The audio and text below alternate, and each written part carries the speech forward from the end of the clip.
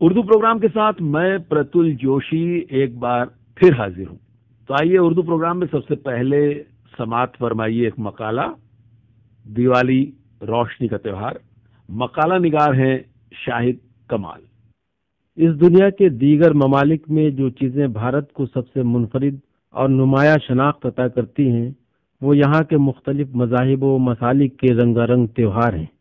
یہاں پر منایا جانے والا ہر تہوار اپنے مذہبی عقائد کے ساتھ بھارت کی تہذیب و ثقافت کی بھرپور نمائندگی کرتے ہیں۔ چونکہ یہاں کی فضاؤں میں پروان چڑھنے والے تمام مذاہب کی بنیادی ثقافت میں خالص ہندوستانیت رچی بسی ہوئی ہے، جس کی جھلک یہاں کے تہواروں میں نمایاں طور پر دیکھی جا سکتی ہے۔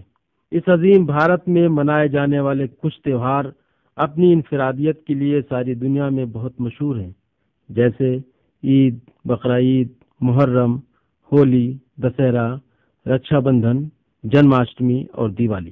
دیوالی جسے ہم روشنی کا تہوار کہتے ہیں، اصل میں اس مہان بھارت کی ہزاروں سالہ تہذیب کی دیومالائی اساطیر کی ایک قدیم روایت ہے۔ یہ تہوار شمسی و قمری ہندی کیلنڈر کے مطابق کارتک کے مہینے اور اماوس کی رات یا نئے چاند کی رات میں منایا جاتا ہے۔ گریگورین کیلنڈر کے مطابق یہ تہوار اکتوبر یا نومبر کے مہینے کے درمیانی تاریخوں میں پڑتا ہے۔ سناتن دھرم سے تعلق رکھنے والے افراد کے نزدیک اس تہوار کی بڑی اہمیت ہے، اس لیے پوری دنیا میں جہاں بھی سناتن دھرم سے تعلق رکھنے والے لوگ موجود ہیں وہ آج بھی اس تہوار کو بڑے عقیدت و احترام کے ساتھ مناتے ہیں۔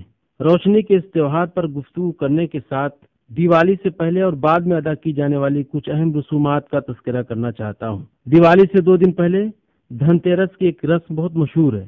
خاص کر اس دن لوگ سونے چاندی سے بنے ہوئے مختلف قسم کے زیورات اور برتنوں کی خریداری کرتے ہیں، لیکن جو سونے اور چاندی سے بنے ہوئے زیورات و ظروف کو خریدنے کی حیثیت نہیں رکھتے، وہ روز مرہ کے استعمال میں آنے والی گھریلو اشیاء، چاہے وہ تانبے، پیتل یا کسی اور دھاتو کا بنا ہوا ایک چھوٹا سا پیالہ ہی کیوں نہ ہو، اس کو خرید کر اپنے گھر لاتے ہیں۔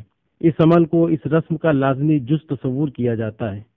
دیوالی کے دوسرے دن ادا کی جانے والی رسم کو جمگھٹ کہتے ہیں۔ اس دن خاص طور سے لوگ اپنے گھروں میں سبزی، پوری، پنیر اور کھیر جیسے کھانے والی چیزیں بناتے ہیں، جسے پکا کھانا کہا جاتا ہے۔ دیوالی کے تیسرے دن جو رسم ادا کی جاتی ہے اسے بھیا دوج کہتے ہیں اور اسے یم دوتیا کے نام سے بھی جانا جاتا ہے۔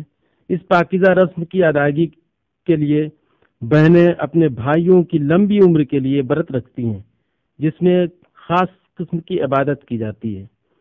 لیکن ان تمام رسومات میں دیوالی کے روز ادا کی جانے والی کچھ رسمیں خاص ہیں، جس کے بغیر دیوالی کا تصور ممکن نہیں۔ روشنی کے اس تہوار میں خاص کر لوگ اپنے گھروں کی مرمت، صاف صفائی، رنگ و روغن سے تزئین کاری کرتے ہیں، اور شام ہوتے ہی مٹی سے بنے ہوئے دیے قطار در قطار روشن کیے جاتے ہیں، اور دیگر اقسام کی روشنیوں سے بھی اپنے گھروں، دکانوں، بازاروں، چوراہوں اور چوباروں کو سجاتے ہیں، اور اپنی مذہبی عبادت گاہوں میں بھی چراغاں کرتے ہیں۔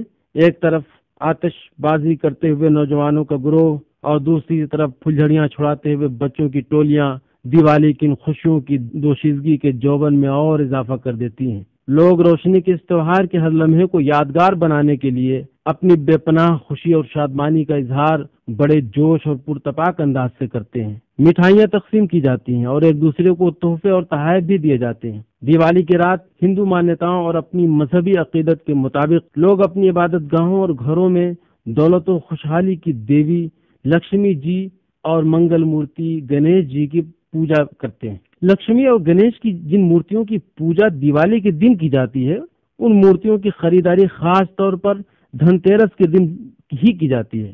اس پوجا میں استعمال ہونے والی اشیاء میں خاص کر خریف کی فصل یعنی دھان سے تیار کی گئی کھیل چوڑے کے ساتھ شکر کے بتاشے، گڑ سے بنے ہوئے گٹے، گھر کی بنی یا بازار سے خریدی ہوئی مٹھائیوں کو بھی شامل کیا جاتا ہے۔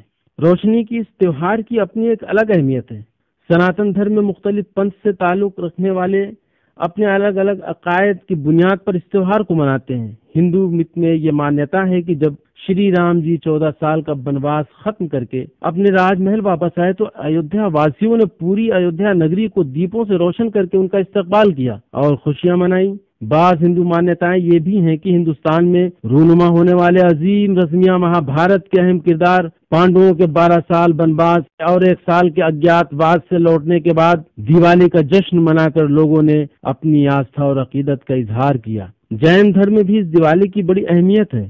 جین دھرم کی مقدس کتاب کلپ سوتر، جسے آچار بھدر باہو نے 3 صدی قبری میں لکھی، ان کی تحریر کے مطابق کارتک چتردشی کے دن پاوا پوری نامی جگہ پر جین دھرم کے پیشوا مہاویر جی کو نروان حاصل ہوا، اس لیے ان کی یاد میں دیوالی کے اس مہا پرو کو بڑی عقیدت اور احترام کے ساتھ منایا جاتا ہے۔ سکھ مت کے حساب سے جب گرو ہر گوبند سنگھ جی نے نور الدین جہانگیر کی قید سے گوالیئر سے کچھ ہندو راجاؤں کو آزاد کرا کے امرتسر واپس آئے تو سکھ قوم کے بہت سے لوگ بندی چھوڑ دیوس کے نام سے دیوالی کا یہ تہوار آج بڑے تسک و احتشام کے ساتھ مناتے ہیں۔ لیکن روشنی کے اس تہوار کی اپنی ایک روحانی حیثیت بھی ہے، چونکہ یہ تہوار اندھیرے پر روشنی، جھوٹ پر سچائی، نادانی پر عقل اور نا امیدی پر امید کی فتح کے طور پر بھی منایا جاتا ہے۔ اسے روشنی کا تہوار اس لیے کہا جاتا ہے کیونکہ روشنی سچائی، حق گوئی، بے باکی، عدل و انصاف، خوشی، سرخوشی اور زندگی کی ایک زندہ علامت کا نام ہے۔ روشنی کے بغیر ہمارے مہذب سماج میں کسی اخلاقی اور انسانی قدروں کی توقع محض ایک لایانی تصور سے زیادہ حیثیت نہیں رکھتا۔ تمام بھارت واسیوں کو یہ بات یاد رکھنا چاہیے، جب تک اس عظیم بھارت کی عظمتوں کے اس پراچیر پر آستھا اور عقیدت کا یہ دیا روشن رہے گا، تب تک ہمارے بھارت کے گوروشالی اتہاس کو ہمیشہ یاد کیا جاتا رہے گا۔